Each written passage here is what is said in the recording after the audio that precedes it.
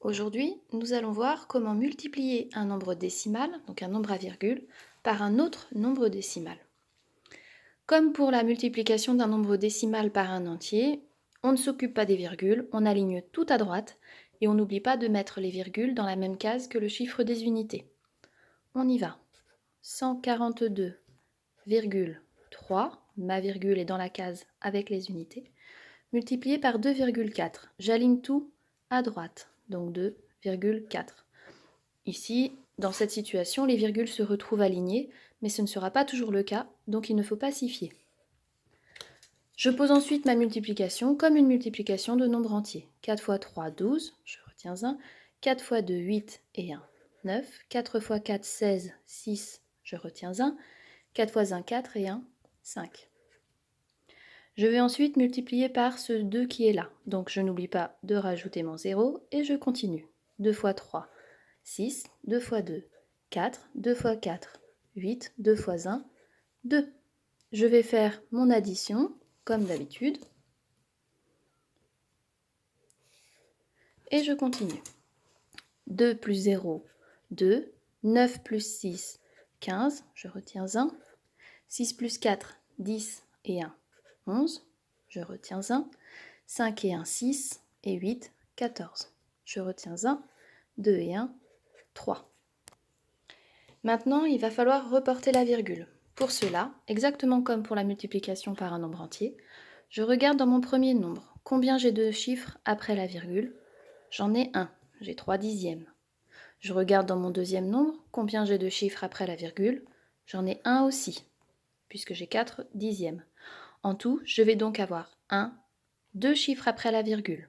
Donc dans mon résultat, je reporte 1, 2 chiffres après la virgule. Mon résultat sera 341,52. Faisons un dernier exemple ensemble. 142,3 multiplié par 2,41. Je pose mon opération, ma virgule avec les unités, j'aligne tout sur la droite, ma virgule avec les unités. On remarque ici que mes virgules ne sont pas alignées, c'est normal, nous sommes sur une multiplication. Et je continue. Une fois 3, 3. Une fois 2, 2. Une fois 4, 4. Une fois 1, 1. Je passe au deuxième chiffre, donc je n'oublie pas de rajouter un 0. 4 fois 3, 12. Je retiens 1. 4 fois 2, 8 et 1, 9. 4 fois 4, 16. 4 fois 1, 4 et 1, 5. Je passe au troisième chiffre, donc je n'oublie pas de rajouter 2 zéros. 2 fois 3, 6. 2 fois 2, 4. 2 fois 4, 8. 2 fois 1, 2. Comme pour les multiplications de nombres entiers, il faut que je fasse mon addition. Je n'oublie pas de rajouter mon symbole. Et j'y vais pour l'addition. 3 plus 0 plus 0, ça fait 3. 2 plus 2, ça fait 4. 9 plus 4, ça fait 13. Plus 6, ça fait 19. Je retiens 1. 6 plus 4, 10. Plus 2, 12. Je retiens 1. 5 plus 1, 6. Plus 8, 14. Je retiens 1. 2 plus 1, 3.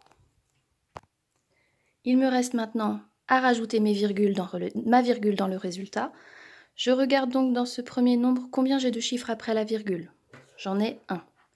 Dans le deuxième nombre, j'ai un chiffre dans les dixièmes, un chiffre dans les centièmes. Ce qui fait qu'en tout, j'ai 1, 2, 3 chiffres après la virgule.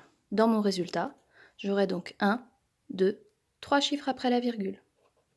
Mon résultat sera donc 342,943.